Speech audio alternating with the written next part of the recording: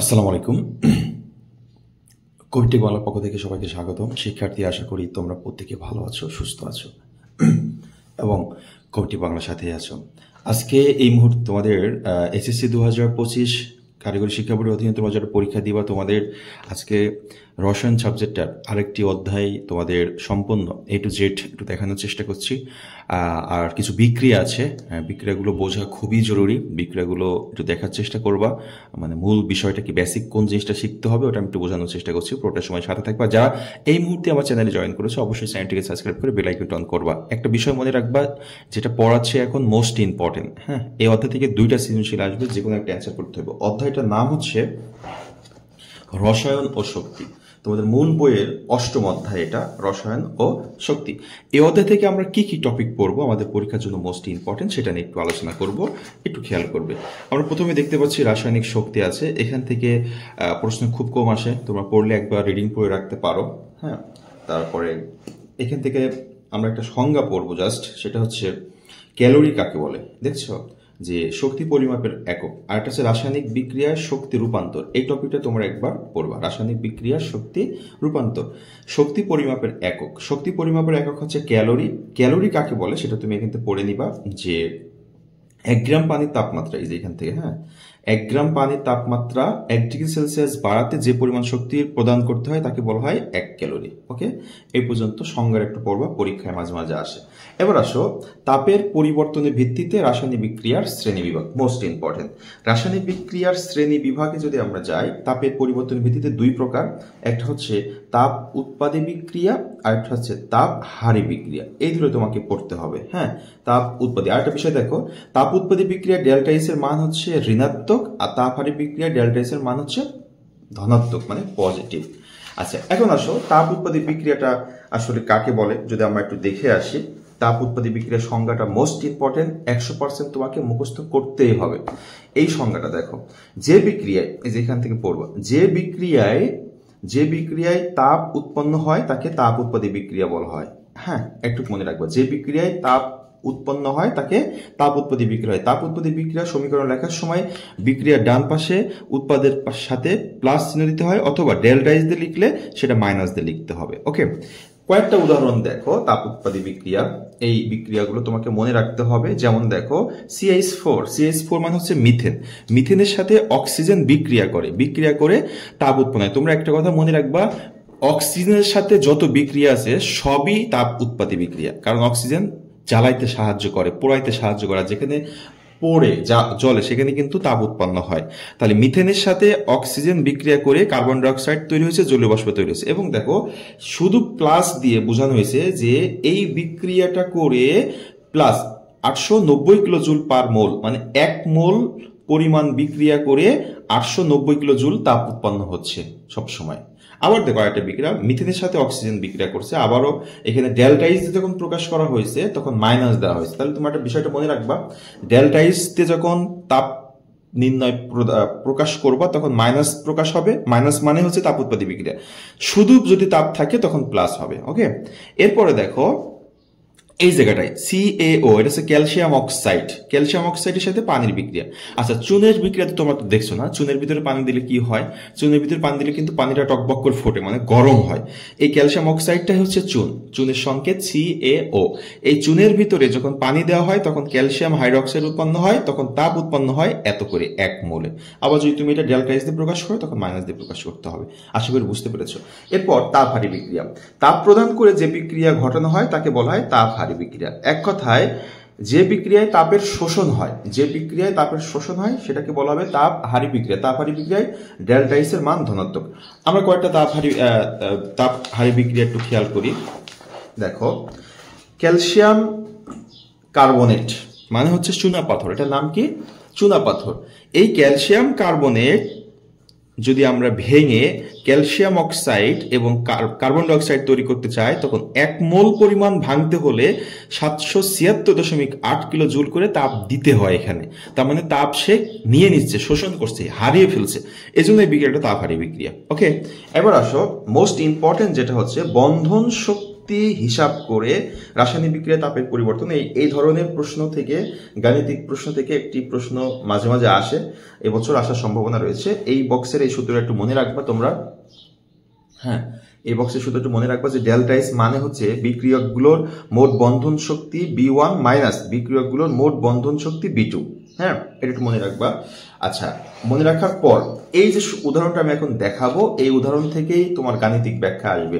আর এই যে একটা বক্স আছে বন্ধন শক্তি, যেমন কার্বনের সাথে হাইড্রোজেন বন্ধন শক্তি হচ্ছে 414 কিলো জুল পার মোল, কার্বনের সাথে কার্বনের বন্ধন এত। তাহলে এই বক্সটা কি মুখস্থ করবা? না, মুখস্থ করার দরকার নেই, কারণ এই বক্সের যে মানগুলো আমাদের কাজে লাগবে সে মানগুলো প্রশ্ন দেওয়া থাকে অধিকাংশ ক্ষেত্রে।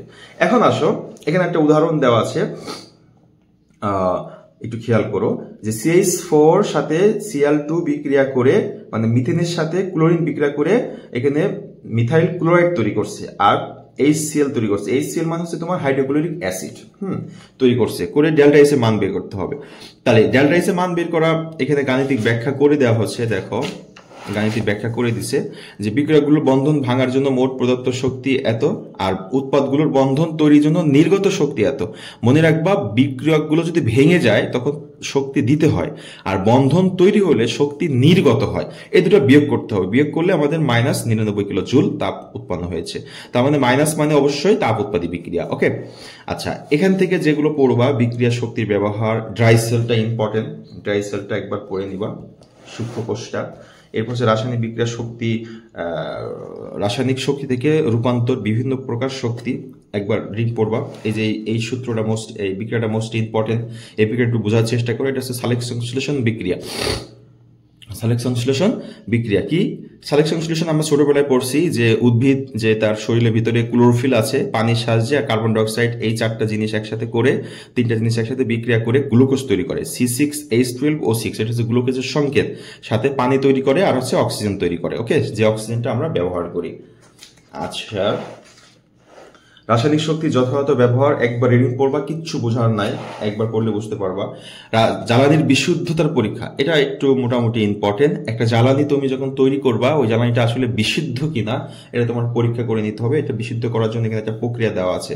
যেমন দেখো, এখানে বলছে অ্যাসিড বৃষ্টি পরিবেশের জন্য খুবই ক্ষতিকর, গাছপালা মরে যায়, জলাশয়ের পানি অম্লযুক্ত হয়ে যায়, ফলে মাছ ও অন্যান্য জলজ প্রাণী টিকে থাকা কঠিন হয়ে পড়ে। এছাড়া যানবাহন থেকে নির্গত ধোঁয়ার কার্বন ডাইঅক্সাইড, নাইট্রাস অক্সাইড, অবাহিত জ্বালানি যেমন মিথেন ইত্যাদি থাকে। সূর্যের আলোর উপস্থিতিতে এগুলো নানা বিক্রিয়া, রাসায়নিক বিক্রিয়ার মাধ্যমে বিভিন্ন বিষাক্ত গ্যাসের ধোঁয়া সৃষ্টি করে, এদেরকে বলা হয় ফটোকেমিক্যাল ধোঁয়া।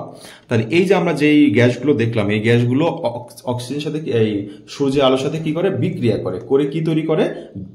মানে বিষাক্ত ধোঁয়া তৈরি করে, সেটাকে বলা হয়েছে ফটোকেমিক্যাল ধোঁয়া। এই ফটোকেমিক্যাল ধোঁয়ার বিভিন্ন উপাদান বায়ুমণ্ডলে ওজোন স্তরের ক্ষয়সাধন করে। ওজোন সূর্যের অতিবেগুনি রশ্মি থেকে পৃথিবীকে রক্ষা করে। এই স্তরের ক্ষয়সাধন হলে পৃথিবী আস্তে আস্তে বিপদগ্রস্ত হয়ে পড়বে। আচ্ছা, এরপর রাসায়নিক শক্তি ব্যবহারের নেতিবাচক প্রভাব। রাসায়নিক শক্তি ব্যবহার করলে আমাদের পরিবেশের উপর কি কি ক্ষতিকর হইতে পারে, এটা একটা পড়বা। ইথানল জ্বালানি হিসেবে ব্যবহার করা, এটা একবার পড়লে পড়তে পারবা। মূল বিষয় আমি যেখানে চলে আসছি, যেখান থেকে পরীক্ষায় সবচেয়ে বেশি আসে, সেটা হচ্ছে এখানে তড়িৎ রাসায়নিক কোষ। তড়িৎ রাসায়নিক কোষ কাকে বলে? হ্যাঁ, সেটা তোমাকে সংজ্ঞা মনে রাখবা। যে দেখো, যে যন্ত্রের সাহায্যে রাসায়নিক বিক্রিয়া ঘটিয়ে রাসায়নিক শক্তিকে সরাসরি বিদ্যুৎ শক্তিতে অথবা বিদ্যুৎ শক্তিকে ব্যবহার করে রাসায়নিক বিক্রিয়া ঘটানো হয়, তাকে বলা হয় তড়িৎ রাসায়নিক কোষ। এই সংজ্ঞাটা মনে রাখবা। মানে হচ্ছে এক জায়গায় বিক্রিয়া করে শক্তি তৈরি করা, আর এক জায়গায় শক্তি দিয়ে বিক্রিয়া তৈরি করা, এই দুটোই হচ্ছে একটা কোষের ভিতরে হয়, সেই কোষটাকে বলা হয় তড়িৎ রাসায়নিক কোষ। আচ্ছা, তড়িৎ রাসায়নিক কোষের এখানে যেগুলো আমাদের জানতে হবে, দুই প্রকার, একটা হচ্ছে তড়িৎ বিশ্লেষ্য কোষ আর একটা হচ্ছে গ্যালভানিক কোষ। হ্যাঁ, দুটো জানতে হবে। এখানে বিদ্যুৎ পরিবাহী, এটা একটু মনে রাখতে পারো। পরিবাহী কারা? পরিবাহী মানে হচ্ছে যে সকল পদার্থ বিদ্যুৎ পরিবহন করে তাদেরকে বলা হয় পরিবাহী, যেমন ধাতু, লোহা ইত্যাদি যা আছে। ইলেকট্রনীয় পরিবাহী, বিদ্যুৎ পরিবাহী কি? যে সকল পদার্থের ইলেকট্রনের মধ্য দিয়ে বিদ্যুৎ প্রবাহিত হয় সেটাকে বলা হয় ইলেকট্রনীয় পরিবাহী। ওকে, এই পড়ে আসলাম। এখন আমরা মূল জায়গায় চলে যাচ্ছি, একটু খেয়াল করবা। তড়িৎ বিশ্লেষ্য কাকে বলে? এখান থেকে পরীক্ষা প্রত্যেকবারই তোমার পরীক্ষায় এসে থাকে। যে কঠিন পদার্থ, যে সকল পদার্থ কঠিন অবস্থায় বিদ্যুৎ পরিবহন করে না কিন্তু গলিত অবস্থায় বিদ্যুৎ পরিবহন করে, এবং বিদ্যুৎ পরিবহনের সাথে সাথে ওই পদার্থের রাসায়নিক পরিবর্তন ঘটায়, তাদেরকে বলা হয় তড়িৎ বিশ্লেষ্য পদার্থ। এটা মনে রাখবা। তড়িৎ বিশ্লেষ্য পদার্থ গলিত বা দ্রবীত অবস্থায় আয়নিত হয়ে থাকে। এই আয়নের মাধ্যমে তড়িৎ বিশ্লেষ্য পদার্থ বিদ্যুৎ পরিবহন করে। আয়নিক যৌগ, পোলার যৌগ গলিত বা দ্রবীত অবস্থায় বিদ্যুৎ বিশ্লেষী পরিবাহী হয়। আচ্ছা, এটা একটু মনে রাখলাম যে তড়িৎ বিশ্লেষ্য কি। তড়িৎ বিশ্লেষ্য আবার দুই প্রকার, একটা হচ্ছে মৃদু তড়িৎ বিশ্লেষ্য আর একটা হচ্ছে তীব্র তড়িৎ বিশ্লেষ্য। তড়িৎ দ্বারটা কি, মোস্ট ইম্পর্টেন্ট। তড়িৎ দ্বারটা সংজ্ঞাটা মনে রাখবা যে তড়িৎ রাসায়নিক কোষে বিগলিত বা দ্রবীত তড়িৎ বিশ্লেষণের মাধ্যমে যে দুটি ইলেকট্রনের পরিবাহী বা ধাতব দণ্ড বা গ্রাফাইট দণ্ড ব্যবহার করা হয় সেটাকে বলা হয় তড়িৎ দ্বার। তড়িৎ দ্বার দুই প্রকার, একটা হচ্ছে ক্যাথোড তড়িৎ দ্বার আর একটা হচ্ছে অ্যানোড তড়িৎ দ্বার। ওকে, এটা একটু মনে রাখবে। আর তড়িৎ দ্বারে জারণ বিক্রিয়া সংঘটিত হয় এবং সম্পূর্ণ কোষের মাধ্যমে জারণ বিজারণ বিক্রিয়া সংঘটিত হয়। আচ্ছা, এখানে আমাদের বলা রয়েছে যে একটা হচ্ছে জারণ হয়, একটা বিজারণ হয়, একসাথে জারণ বিজারণ হয়। ওকে, এখানে আরেকটা বিষয় মনে রাখবা, যেটা হচ্ছে যে তড়িৎ দ্বারে বিজারণ বিক্রিয়া ঘটে তাকে বলে ক্যাথোড, আর যে তড়িৎ দ্বারে জারণ বিক্রিয়া ঘটে তাকে বলা হয় অ্যানোড। ওকে, এবার আসো তড়িৎ বিশ্লেষণের কৌশল যদি আমরা এখানে একটু দেখে নিই। হ্যাঁ, এই যে আমরা একটা বিষয় দেখতেছি, একটা চিত্র দেখতেছো না, এই চিত্রটা আমরা একটু এখন দেখবো, শিখবো। এটা কিন্তু তোমার বোঝার জিনিস, মূল পড়ায় আমরা মাত্র ঢুকলাম। হ্যাঁ, গলিত সোডিয়াম ক্লোরাইডের তড়িৎ বিশ্লেষণের কৌশল। শিক্ষার্থীবৃন্দ, ভিডিওটা একটু বড় হচ্ছে কারণ অধ্যায়টা অনেক বড়। হ্যাঁ, একদিনে যদি এখন না শেষ করি, যেহেতু পরীক্ষা সামনে চলে আসছে, এখন পাট করে পড়ার সময় নেই। পুরো ভিডিওটা তোমরা টানবা না টেনে মনোযোগ সহকারে একবার দেখবা, দেখার পরে বইটা ধরবা, বইটা ধরে আধা ঘন্টা 40 মিনিট পড়বা, দেখবা এই অধ্যায় তোমার কমপ্লিট হয়ে গিয়েছে। আর এখন একটু তোমাকে কষ্ট করতে হবে, কারণ হচ্ছে পরীক্ষা তো সামনে চলে আসছে। এতদিন যেহেতু আনন্দে ছিলাম, এখন একটু কষ্ট করতেই হবে। দেখো একটা বিষয় দেখো, তড়িৎ বিশ্লেষ্য কোষে সোডিয়াম ক্লোরাইডের তড়িৎ বিশ্লেষণ। আমরা বললাম না তড়িৎ দ্বার থাকে, তো একটা তড়িৎ কোষ, এই যে এই চিত্রটা হচ্ছে তড়িৎ কোষ। এই কোষের ভিতরে আমাদের এখানে লেখা আছে, দেখো একটি কাঁচ বা চীনামাটির পাত্রে, এই যে এটা একটা কাঁচ বা চীনামাটির পাত্রের ভিতরে সোডিয়াম ক্লোরাইড নেওয়া হলো। গলিত সোডিয়াম ক্লোরাইডের মধ্যে সোডিয়াম আয়ন আর ক্লোরিন আয়ন থাকে। তার মানে আমরা যদি পানির ভিতরে লবণ দিয়ে দিই, সোডিয়াম ক্লোরাইড মানে হচ্ছে লবণ দিয়ে দিই, তখন সেটা গলে যায়। গলে একটা সোডিয়াম প্লাস ক্লোরিন মাইনাস এভাবে পানির ভিতরে দ্রবীত অবস্থায় থাকে। এবার আসো, যখন আমরা একটা তড়িৎ দ্বার দিব, এটা একটা তড়িৎ দ্বার। হ্যাঁ, এটা অ্যানোড তড়িৎ দ্বার আর এটা হচ্ছে ক্যাথোড তড়িৎ দ্বার। আর এই জায়গায় এই যেখানে আছে একটা ব্যাটারি সেল। হ্যাঁ, ব্যাটারি এই পাশে ধনাত্মক প্রান্ত, এই পাশে হচ্ছে ঋণাত্মক প্রান্ত। এবার আসো, এখানে সুইচ আছে, আমরা সুইচটা দিব, তার আগে দেখি কি বলছে। দেখো, যখন এরকম একটা পরিস্থিতি আমরা তৈরি করব, হ্যাঁ, একটা তড়িৎ কোষের ভিতরে সোডিয়াম ক্লোরাইডের গলিত দ্রবণ নিব, নিয়ে অ্যানোড তড়িৎ দ্বার ক্যাথোড তড়িৎ দ্বার দিব, দিয়ে ব্যাটারি রেখে দিব। যখন সুইচ অন করব তখনই কিন্তু এখানে রাসায়নিক বিক্রিয়া সংঘটিত হবে। সেই রাসায়নিক বিক্রিয়া কেমন হবে? অ্যানোডে একটা বিক্রিয়া ঘটবে, ক্যাথোডে একটা বিক্রিয়া ঘটবে। আচ্ছা দেখো, এই অ্যানোডটা হচ্ছে ধনাত্মক, তাহলে সে আকর্ষণ করবে কাকে বলো তো? ঋণাত্মককে। তাহলে এই পাত্রের ভিতর ঋণাত্মক কে ছিল? ক্লোরিন মাইনাস, এই জন্য ক্লোরিন মাইনাসটা অ্যানোডে যাবে। আবার এই ক্যাথোড হচ্ছে ঋণাত্মক, তাহলে আকর্ষণ করবে কাকে? ধনাত্মককে। এই জন্য এই দ্রবণের ভিতরে ধনাত্মক কে ছিল? সোডিয়াম প্লাস, এই জন্য সোডিয়াম প্লাসটা ক্যাথোডের দিকে যাবে। দেখো অ্যানোডে বিক্রিয়া, অ্যানোডে কি ঘটনা ঘটছে?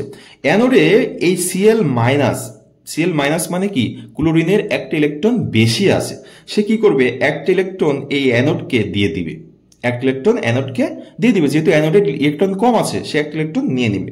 এই যে একটা ইলেকট্রন অ্যানোডকে দিয়ে দিছে, ছেড়ে দিছে, দিয়ে সে সিএল হচ্ছে। এরকম বিক্রিয়াটা আমি তোমাকে দেখাই। সিএল মাইনাস ছিল, সে কি করলো? সিএল হয়ে গেল আর একটা ইলেকট্রন দিয়ে দিল। এখন এই একটা সিএল আর একটা সিএল সমযোজী বন্ধন করে Cl2 হবে। আমরা আগের অধ্যায়টা দেখে আসছি সমযোজী বন্ধন Cl2, এই যে Cl2 হয়েছে, ঠিক আছে। আবার অন্যদিকে সোডিয়াম প্লাস ক্যাথোড থেকে ইলেকট্রন গ্রহণ করবে, কারণ কি? সোডিয়াম প্লাস মানে তার একটা ইলেকট্রন ঘাটতি আছে, সে তার একটা ইলেকট্রন দরকার আছে, এই জন্য ক্যাথোড থেকে, যেহেতু ক্যাথোড মাইনাস, সেখানে ইলেকট্রনের অভাব নাই, এইখান থেকে সে একটা ইলেকট্রন নিয়ে নেবে। এই যে সোডিয়াম প্লাস একটা ইলেকট্রন গ্রহণ করছে, হয়ে সোডিয়াম হয়েছে। তাহলে ঘটনা ঘটলো কি? অ্যানোডে ইলেকট্রন ছেড়ে দিল, এই জন্য অ্যানোডে জারণ বিক্রিয়া। ক্যাথোডে ইলেকট্রন গ্রহণ করলো, এই জন্য ক্যাথোডে হচ্ছে বিজারণ বিক্রিয়া। একসাথে জারণ বিজারণ বিক্রিয়া সম্পন্ন হলো। ওকে শিক্ষার্থীবৃন্দ, এখানে এই যে রাসায়নিক বিক্রিয়াটা ঘটলো এটা কিন্তু তড়িৎ বিশ্লেষণ হলো। এরকম ধরনের তড়িৎ বিশ্লেষণ আরো আমরা একটা দেখব। তার আগে তোমরা এই জিনিসটা একবার পড়ে নিবা যে সোডিয়াম গাঢ় সোডিয়াম ক্লোরাইডের তড়িৎ বিশ্লেষণ, এটা আমরা দেখব না।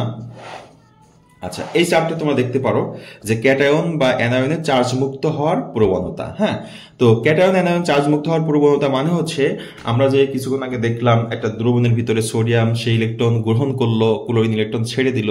তো এরকম চার্জ মুক্ত হওয়ার, আগে চার্জিত ছিল পরে মুক্ত হওয়ার জন্য তারা কি করবে, কে আগে ইলেকট্রন ছাড়বে কে আগে ইলেকট্রন গ্রহণ করবে তার এখানে একটা চার্ট দেওয়া আছে। তোমরা এই বইটা একবার রিডিং করবা আর এই সিরিয়ালটা মনে রাখবা। ওকে,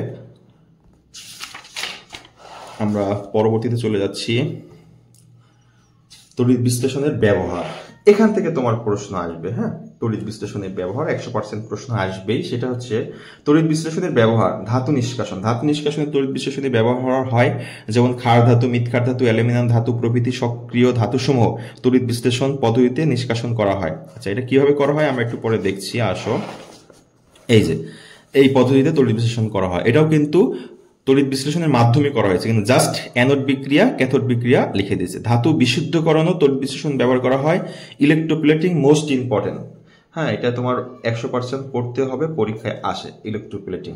হ্যাঁ, এই ইলেকট্রোপ্লেটিংটা কি আমি এখানে আলোচনা করে তোমাদেরকে বুঝিয়ে দিচ্ছি। এটা হচ্ছে ইলেকট্রোপ্লেটিং। দেখো, ইলেকট্রোপ্লেটিংটা করা হয় তড়িৎ বিশ্লেষণের মাধ্যমে। কেমন? মনে করো তোমার একটা ধাতুর লোহার চামিচ তৈরি করছো, কিন্তু লোহার উপরে তুমি অ্যালুমিনিয়ামের প্রলেপ দিবা অথবা সিল্কের প্রলেপ দিবা, সিলভারের প্রলেপ দিবা অথবা স্বর্ণের প্রলেপ দিবা। তখন তোমাকে এই পদ্ধতিতে আসতে হবে তড়িৎ বিশ্লেষণের মাধ্যমে। এবার দেখো, তুমি যার উপরে প্রলেপ দিবা সেটাকে নিবা হচ্ছে ক্যাথোড হিসাবে। এই যে চামিচটা নিছি ক্যাথোড হিসাবে। আর মনে করো এটা হচ্ছে তুমি সিলভারের প্রলেপ দিবা, তাহলে এই সিলভার দ্বন্দ্বটা নিবা অ্যানোড হিসাবে। এবার তুমি আগের চিন্তা করো, আমরা কিছুক্ষণ আগে সোডিয়াম ক্লোরাইডের একটা তড়িৎ বিশ্লেষণ দেখে আসলাম, সেই পদ্ধতিটা তুমি এখানে অ্যাপ্লাই করবা। এখানে ব্যাটারি আছে, ব্যাটারি অন করে দিবা। দিলে কি হবে দেখো, এই দ্রবণের ভিতরে তুমি নিবা কি সোডিয়াম নাইট্রেটের একটা দ্রবণ, সোডিয়াম নাইট্রেটের দ্রবণ। এই যে AgNO3, এটা হচ্ছে sodium nitrate, sorry silver nitrate, এটা হচ্ছে সিলভার নাইট্রেট। সিলভার নাইট্রেটের দ্রবণ নিলে এই দ্রবণের ভিতরে থাকবে সিলভার প্লাস আর নাইট্রেট মাইনাস। যখন তুমি ব্যাটারি অন করে দিবা বিক্রিয়া ঘটবে, ঘটে কি হবে, এই সিলভার প্লাস, যেহেতু আমরা ক্যাথোড হিসেবে চামিচ ব্যবহার করছি তার মানে ক্যাথোড হচ্ছে এখানে ঋণাত্মক, এই প্লাসটা এই ধাতু মানে চামিচের গায়ে এসে কি করবে, একটা করে ইলেকট্রন গ্রহণ করবে আর চামিচের গায়ে লেগে থাকবে। হ্যাঁ, এভাবে আস্তে আস্তে সারা চামিচের গায়ে সিলভারের একটা প্রলেপ করবে। বিক্রিয়া হচ্ছে এরকম, এই যে সিলভার প্লাস হয়েছে, একটা ইলেকট্রন ছেড়ে দিয়েছে, আর সিলভার আবার একটা ইলেকট্রন গ্রহণ করেছে, সিলভার হয়েছে। এই ঘটনা এখানে ঘটে থাকে। এটা কি সিলভার, এই সিলভার থেকে একটা ইলেকট্রন সে ছেড়ে দিচ্ছে, দিয়ে একটা সিলভার প্লাস এই দ্রবণে চলে আসছে। এই সিলভার প্লাস আবার চামিচ থেকে একটা ইলেকট্রন গ্রহণ করে এই চামিচের গায়ে লেগে যাচ্ছে। এটা হচ্ছে তোমার তড়িৎ বিশ্লেষণ। আর চামিচের উপরে সিলভারের ইলেকট্রোপ্লেটিং। ওকে, ইলেকট্রনের মাধ্যমে প্রলেপ দেওয়া, এটা হচ্ছে ইলেকট্রোপ্লেটিং। এবার আসো, আমরা আরেকটা জিনিস দেখবো আর দেখে শেষ করবো আজকে, সেটা হচ্ছে গ্যালভানিক সেল। এটা মোস্ট ইম্পর্টেন্ট, এটাও 100% পরীক্ষায় আসে। গ্যালভানিক সেলটা কি? এতক্ষণ আমরা দেখলাম কি বলতো, ব্যাটারি দিয়ে বিক্রিয়া করা। এখন আমরা দেখবো বিক্রিয়া করে বিদ্যুৎ তৈরি করা। আগে ছিল কি বিদ্যুৎ দিয়ে বিক্রিয়া ঘটানো হলো, আর এখন যেটা কোষটা আমরা দেখবো সেই কোষটা হচ্ছে বিক্রিয়া করিয়ে বিদ্যুৎ তৈরি করা। এটার নামই হচ্ছে গ্যালভানিক সেল বা ভোল্টাইক সেল বা ড্যানিয়েল কোষ, যে কোনো একটা নামে তুমি ডাকতে পারো। দেখো, এই জায়গাটা একটু খেয়াল করি, আমরা মূল বিষয়টা দেখা দিচ্ছি যেহেতু সময় অনেক চলে যাচ্ছে। এই জায়গাটায় এই ধরনের যখন তুমি ড্যানিয়েল কোষ বা হচ্ছে গ্যালভানিক সেল আলোচনা দেখবা, যে তখন বোঝার জন্য তুমি বুঝবা কিভাবে এটা ড্যানিয়েল কোষ নাকি তড়িৎ বিশ্লেষক কোষ। তখন মনে করবা ড্যানিয়েল কোষে বা গ্যালভানিক কোষে দুইটা পাত্র থাকবে, একটা পাত্রে অ্যানোড তড়িৎদ্বার থাকবে আর একটা পাত্রে ক্যাথোড তড়িৎদ্বার থাকবে। যেই পাত্রে যেই তড়িৎদ্বার থাকবে সেই দ্রবণ নিতে হবে। যেমন এখানে জিঙ্কের পাত আছে, এই জন্য জিঙ্ক সালফেটের দ্রবণ নিতে হবে। আবার এখানে কপার আছে, কপার সালফেটের দ্রবণ নিতে হবে পাত্রের ভিতরে। এবার তুমি কি করবা, বিক্রিয়া যখন এই তড়িৎদ্বার দিয়ে দিবা, বিক্রিয়া সংঘটিত হয়ে কি হবে, এই যে জিঙ্ক প্লাস, এখান থেকে একটা ইলেকট্রন ছেড়ে দিয়ে জিঙ্ক প্লাস হবে, দুটো ইলেকট্রন ছাড়বে। এই দুটো ইলেকট্রন এই পাত্রের মাধ্যমে এদিকে আসবে, আর এখানে যে কপার 2+ ছিল সেই কপার 2+ এই ইলেকট্রনটা গ্রহণ করবে। যখন এখানে ইলেকট্রন ছাড়লো আর গ্রহণ করলো, এই ইলেকট্রনটা এদিক দিয়ে আসার কারণে এখানে বিদ্যুৎ চলবে। হ্যাঁ, তার মানে আমরা জানি ইলেকট্রনের প্রবাহ মানেই কিন্তু বিদ্যুৎ প্রবাহ। এভাবে এখানে বিদ্যুৎ তৈরি হয়। যেমন দেখো অ্যানোড, অ্যানোড কি করছে, জিঙ্ক ইলেকট্রন ছেড়ে দিয়ে জিঙ্ক 2+ হয়েছে। আবার এখানে ছিল কপার 2+, ক্যাথোডে কি হয়েছে, কপার 2+ দুটি ইলেকট্রন গ্রহণ করে কপার হয়েছে। এভাবে বিক্রিয়াটা সংগঠিত হয়। এটা একেবারেই ইজি। জিঙ্ক ইলেকট্রন ছাড়লে এই তড়িৎদ্বার দিয়ে এই জায়গায় চলে আসে, আর কপার দুটো ইলেকট্রন গ্রহণ করে। হ্যাঁ, এটাই হচ্ছে তোমার গ্যালভানিক সেল। মোস্ট ইম্পর্টেন্ট, 100% এটাকে তোমাকে শিখতেই হবে। তাহলে এই অধ্যায়টা মোটামুটি আজকে আমাদের শেষ হলো। আর টুকিটাকি বিষয় রয়েছে, লবণ সেতুর ব্যবহার মোস্ট ইম্পর্টেন্ট পড়বা। লবণ সেতু ব্যবহারটা করা হয় এখানে, এই যে লবণ সেতু এইটা, হ্যাঁ এটা আমরা যে বললাম এখানে ইলেকট্রন ছেড়ে এদিকে চলে আসছে। যদি ইলেকট্রন ছাড়তে থাকে একসময় এখানে ইলেকট্রনের ঘাটতি হবে। এই ঘাটতিটা কমানোর জন্যই লবণ সেতু ব্যবহার করা হয়। আর একটা মোস্ট ইম্পর্টেন্ট বিষয় বলে শেষ করছি, সেটা হচ্ছে ড্রাই সেল। ড্রাই সেল থেকেও অনেকবার প্রশ্ন এসেছে, ড্রাই সেলটা তোমাকে পড়তে হবে। আমরা যে নর্মালি পেন্সিল ব্যাটারিগুলো ব্যবহার করি না, রিমোটের ব্যাটারি, ঘড়ির ব্যাটারি, এই ব্যাটারিটাই হচ্ছে ড্রাই সেল। ড্রাই সেলের ভিতরে একটা কার্বন দণ্ড থাকে, এটা ধনাত্মক হিসেবে ব্যবহার করা হয়, আর পাত্রটা ব্যবহার করা হয় মাইনাস হিসেবে, ঋণাত্মক হিসেবে। আর বিদ্যুৎ তৈরি হয় কিভাবে সেটা তোমাকে জানতে হবে। আর গঠনটা কি, কার্বন এখানে থাকে হচ্ছে magnesium, manganese dioxide, ammonium chloride আর জিঙ্ক ক্লোরাইড, আর পাতিত পানির কাই মানে লেই, এই সব মিলে একটা পেস্ট এই বরাবর থাকে। হ্যাঁ, তখন ঘটনা ঘটে কি, এই জিঙ্ক ইলেকট্রন ছেড়ে দেয়, জিঙ্ক 2+ হয়, আর সেই ইলেকট্রনটা আরেকজন গ্রহণ করে। এই যেখানে আসো, এই NH4+, ক্যাথোডে কি করে, ইলেকট্রনটা গ্রহণ করলে একজন ছাড়লো, একজন গ্রহণ করে অ্যামোনিয়া তৈরি করলো, ম্যাঙ্গানিজ ট্রাইঅক্সাইড তৈরি করলো, পানি তৈরি করলো। এভাবে বিক্রিয়া চলতে থাকে। একজন গ্রহণ করে, একজন ছাড়ে, একজন গ্রহণ করে, একজন ছাড়ে। তখন রাসায়নিক বিক্রিয়ার কারণে কি হয়, বিদ্যুৎ উৎপন্ন হয়। বিদ্যুৎ উৎপন্ন হলে ওটা দিয়ে আমরা ব্যাটারির ঘড়ি বা রিমোট চলে। এটা হচ্ছে ড্রাই সেল। যেহেতু এটা ড্রাই, এই জন্য নাম হয়েছে ড্রাই সেল। ওকে, ড্রাই সেলের একটু বিষয়টা মনে রাখবা, উল্টা। অ্যানোড হচ্ছে ধনাত্মক ঋণাত্মক, আর ক্যাথোড হচ্ছে ধনাত্মক। অ্যানোড ঋণাত্মক প্রান্ত হিসেবে কাজ করে, আর ক্যাথোড হচ্ছে ধনাত্মক প্রান্ত হিসেবে কাজ করে। এরপরে তড়িৎ রাসায়নিক কোষের ব্যবহার, এগুলো একবার জাস্ট রিডিং করে নিবা, খুব ভালো হবে। স্বাস্থ্য ও পরিবেশের উপর ঝুঁকি, মাঝে মাঝে কখনো আবার প্রশ্ন আসে। নিউক্লিয়ার বিক্রিয়াটা মোস্ট ইম্পর্টেন্ট, সংজ্ঞাটা পড়বা, যে বিক্রিয়ায় কোনো মৌলের নিউক্লিয়াসের পরিবর্তন ঘটে তাকে নিউক্লিয়ার বিক্রিয়া বলে। নিউক্লিয়ার বিক্রিয়া হচ্ছে দুই প্রকার, এটা মোস্ট ইম্পর্টেন্ট সংজ্ঞায় আসে। একটা হচ্ছে নিউক্লিয়ার ফিশন। ফিশন হচ্ছে যে প্রক্রিয়ায় কোনো বড় এবং ভারী মৌল ভেঙে ছোট ছোট অংশ তৈরি করা হয়, সেটা হচ্ছে ফিউশন। একটা ভেঙে অনেকগুলো তৈরি হয়, এটাকে বলে ফিউশন। আরেকটা হচ্ছে অনেকগুলো মিলে একটা তৈরি করা হয়, সেটাকে বলে ফিউশন। এটা হচ্ছে ফিশন, আর এটা হচ্ছে ফিউশন। যেমন এই দুটা মিলে একটা তৈরি হয়েছে, এটা হচ্ছে ফিশন। দুটাতেই প্রচুর শক্তি নির্গত হয়। ওকে, এই হচ্ছে তোমার এই অধ্যায়টা শেষ করলাম আজকে। শিক্ষার্থী বিন্দু, যে অধ্যায়টা দেখালাম এটা মোস্ট ইম্পর্টেন্ট। এটা আসলে 3-4 দিন লাগে শেষ করতে। তো আজকে আমি এক ভিডিওর মাধ্যমে মূল বিষয়টা দেখানোর চেষ্টা করলাম, আশা করি ভালো লেগেছে। এই মধ্য কথা হচ্ছে, এই ক্লাসটা সম্পূর্ণই A to Z যেভাবে পড়ালাম, বইটা দেখবা, এরপরে তুমি নিজে নিজেই বইটা একবার রিডিং পড়বা। সময় লাগুক, সমস্যা নেই, 1-1.5 ঘন্টা 2 ঘন্টা লাগুক, কিন্তু আজকের ভিতরে এই অধ্যায়টা শেষ করবা। তাহলে তোমার 2টা অধ্যায় বেসিক শেষ হলো। আর কালকে একটা অধ্যায় দিব, 3টা শেষ হবে। আর রসায়নের পরীক্ষার আগে আরো 1-2টা অধ্যায় একদিনে দিয়ে দিব। তাহলে তোমার এই অধ্যায়টাও মানে রসায়ন পুরোটা ফুলটাই শেষ হয়ে যাবে। সবাই ভালো থাকবে, সুস্থ থাকবে, কবিটি বাংলার সাথে থাকবে। আল্লাহ হাফেজ।